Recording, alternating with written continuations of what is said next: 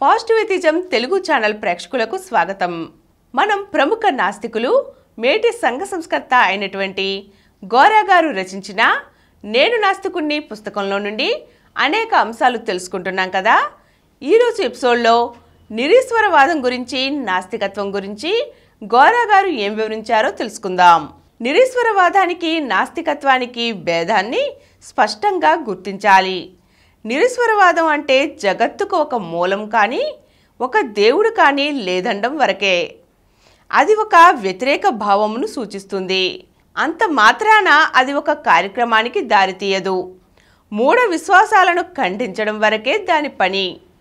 నాస్తికత్వం ఒక నిర్మాణాత్మకమైన విధానం.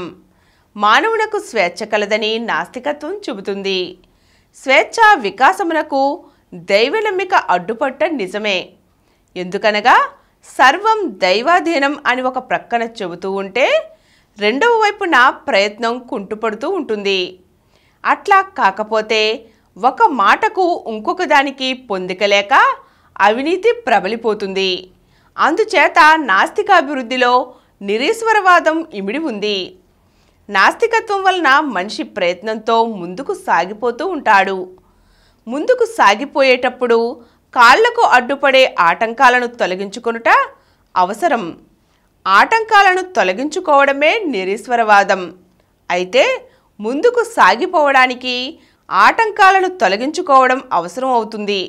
కానీ ఆటంకాలు తొలగినంత మాత్రాన ముందుకు సాగిపోవడానికి ప్రయత్నం చేయవచ్చు, చేయకపోనవచ్చు.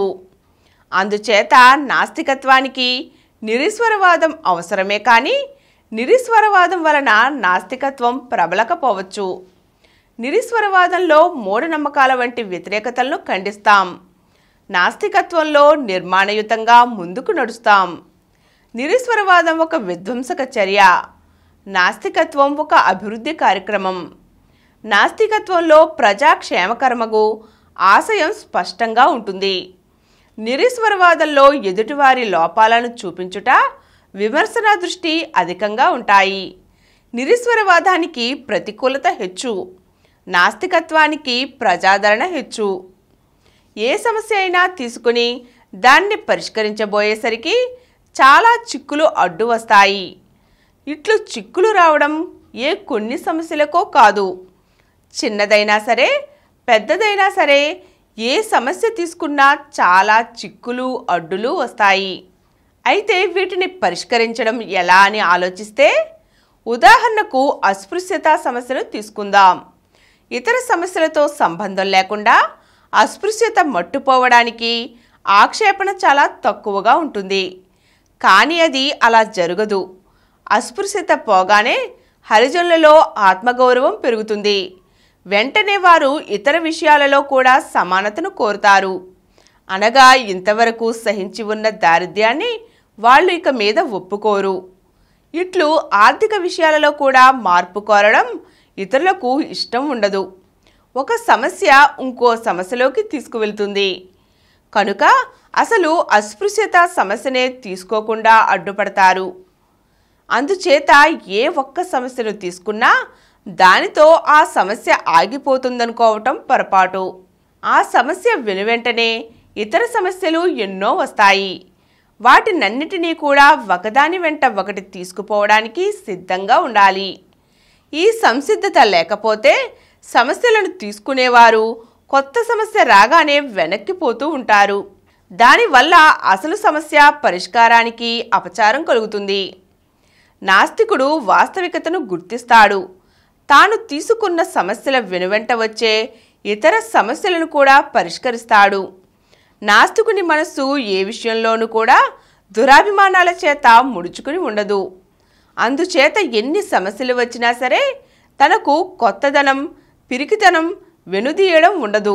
ఒకదాని వెంట ఒకటి పరిష్కరించుకుంటూ వెళతాడు. ఇదే నాస్తికత్వానికి, నిరీశ్వరవాదానికి మధ్య ఉన్న తేడా.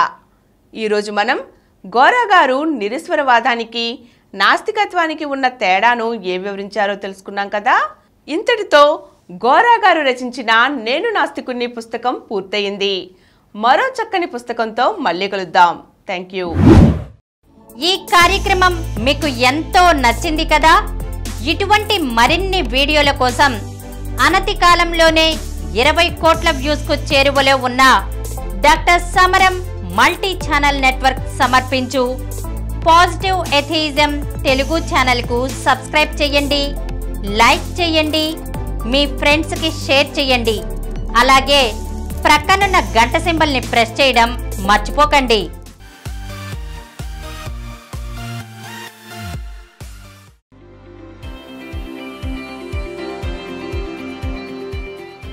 Please download Samaram multi-channel app and watch your favorite channels from your mobile. App available on Google Play Store and subscribe to the channels.